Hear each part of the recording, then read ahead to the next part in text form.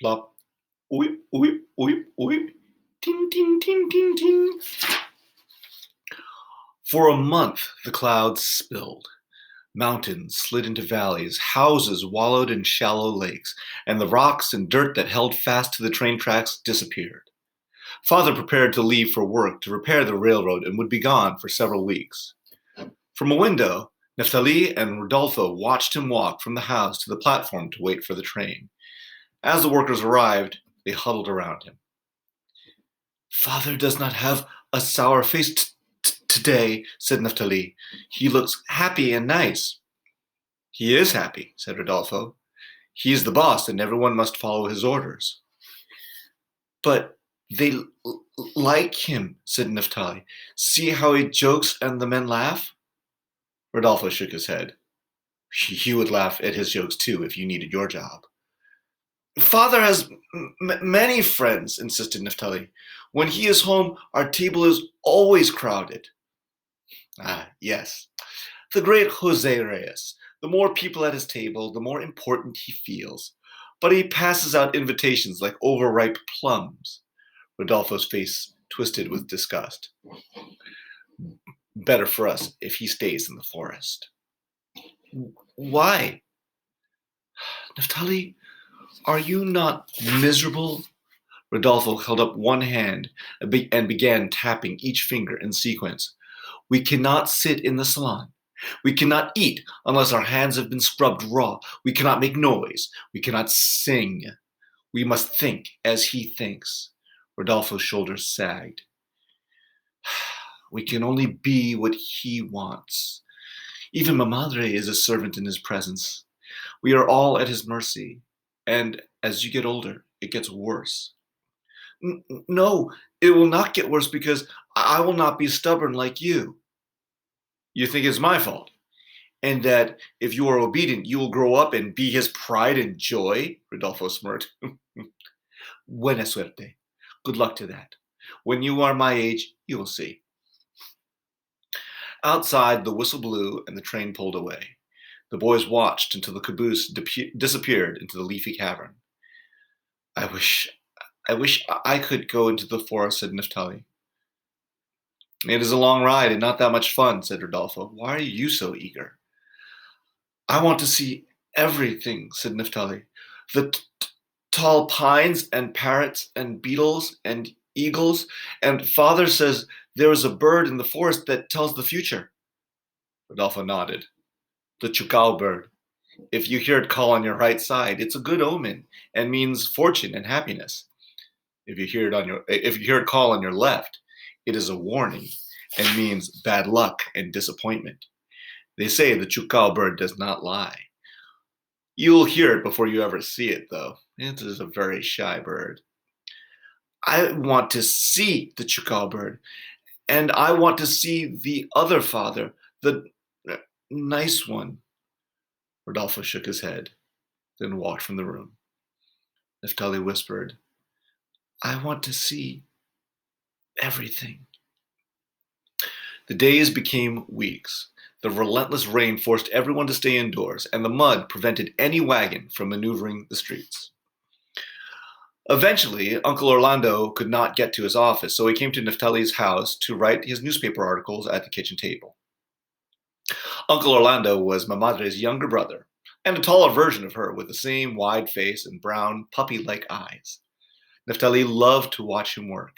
He set up his own workplace at the table next to his uncle, imitating everything he did. While Uncle Orlando wrote, Neftali copied words from books. If Uncle Orlando looked up a word in the dictionary, Neftali did the same. When Uncle Orlando tucked his pencil behind his ear, rose from the table, and paced back and forth, Neftali shadowed him. The rain did not surrender, and neither did Neftali. On the fourth afternoon of Uncle Orlando's stay, Laurita played with her dolls on the kitchen floor. Rodolfo hummed as he did his homework, and my madre made potato turnovers for dinner. At one end of the table, amid his papers and books, Uncle Orlando wrote. Neftali stood next to him, leaning closer and closer. Nephew, I am not sure there's room for both of us in this chair unless you sit in my lap. Are you going to watch me write every single sentence? Asked Uncle Orlando. Neftali put his finger on Uncle Orlando's paper. What is that word? That word is Mapuche. They are the indigenous people who live in Araucania, our neighbors. Neftali scooted his own piece of paper closer and copied the word. I suppose if this keeps up, I will have to make you my partner someday. Neftali smiled and nodded vigorously. Well then, if you are going to assist me in my work, I will need to adjust the sound of your annoying breathing. Uncle Orlando reached over and pulled Neftali into his lap, tickling and wrestling with him. Soon, they were rolling on the floor. He seems nice. Rodolfo jumped up and pounced on them. Laurita squealed as they moved dangerously close to her dolls. The boys tumbled apart, laughing. Mamadre stood with her hands on her hips. I see that the dreariness of the rain has made us all need a diversion, she said. Enough of sitting in this one room. Come, I will read to you in the salon. But we are not allowed in that salon, Neftali reminded her. In the salon. Mamadre smiled and raised her eyebrows. Today you are allowed. While Mamadre and Uncle Orlando made hot chocolate, Neftali and Laurita, and even Rodolfo, giggled as they dragged blankets from their rooms to the salon. Soon, they were all snuggled beneath the blankets and sipping the warm drinks. Mamadre picked up a book, cleared her throat, and began a story, transporting them to a land of elves and princesses. When the story ended, Laurita flung off her coverlet, jumped up, and skipped in a circle. I am a princess, I am a princess, Rodolfo teased. You do not look like a princess. Uncle Orlando looked at Mamadre. No, she does not. Can we do something about that? Mamadre smiled, rose from her chair, and kneeled at the giant brass-fitted trunk strapped with oak. None of them had ever seen the contents of the trunk. Neftali looked at Rodolfo, who smiled and shrugged. Laurita pressed her hands over her mouth in anticipation. Mamadre lifted the heavy, curved lid. The smell of musty clothes and cedar drew Neftali closer.